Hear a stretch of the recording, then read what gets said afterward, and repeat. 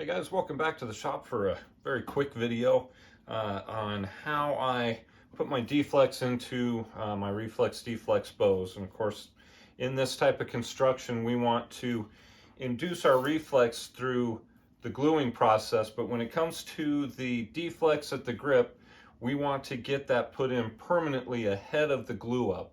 And so here's just a real quick video on how I go about steaming in that deflex right at the grip of the bow. I keep it really pretty simple, so let me show you how I do it. We'll just dive right into it. All right, so this is the stage at which we steam the bow blank. I just got it on a stock pot here, filled the stock pot with about a quarter of the way full with water, brought it to a boil. I got it covered with foil, as you can see, just to trap that hot air around the bow blank itself. We'll have about 90 seconds to work this blank when we take it off the heat.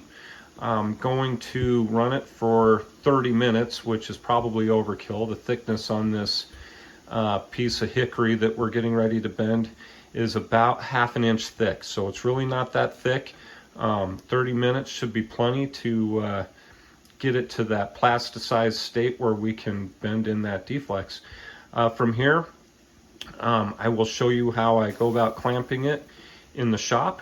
Like I said, we got about 90 seconds. So from my stove top here in the kitchen, down the steps and into the garage is going to cost me about 5 or 10 seconds. And then we got a little bit of time to work with it on the workbench. But from here, we'll get going in the garage. I do mine a little bit differently. So what I'll do is I'll bring my blank out and I will just set it down right on the edge here, and I like to use the straight edge of the steel here on the front of my workbench. Just set it flat down.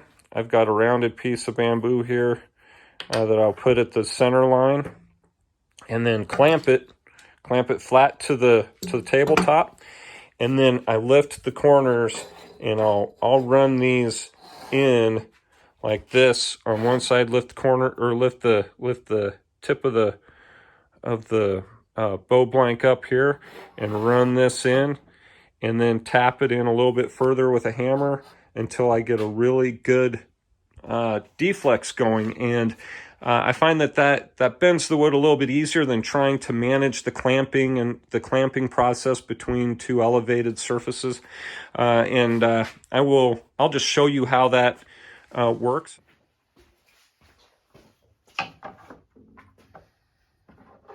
And make sure that you've got your belly side up when you go to clamp this down.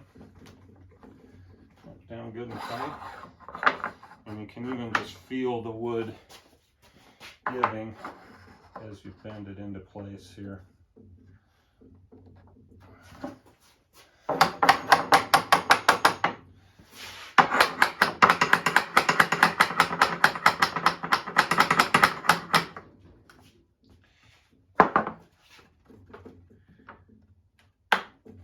Take one last check to ensure that we're straight here. Okay.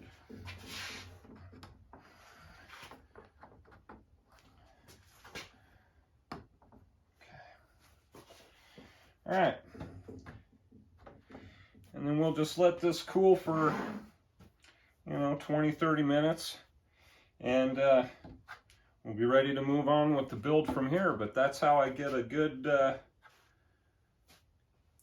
deflexed bend into my bow blanks for those reflex deflex bows. We've allowed this to cool now for about 20 minutes. We'll knock out these blocks, and you can already see how much it's going to retain here in terms of deflex. So there is our deflex for this particular bow, which should give us a pretty good starting point. All right, so in the construction of our reflex deflex bow, this would be the amount that the limbs can bend toward the string before the belly starts feeling any compression. All right, so that is why we deflex our bows like this. So we can get bent to this degree before we start introducing any kind of strain onto those limbs. All right, so thanks for hanging out with me for this short video on steam bending. I know there's a lot of videos out there about steam bending, but this is just how I do it for my deflexed center limb or center bow blanks that are already narrowed out. So thanks again for joining me. Feel free to like and subscribe, and I will see you next week.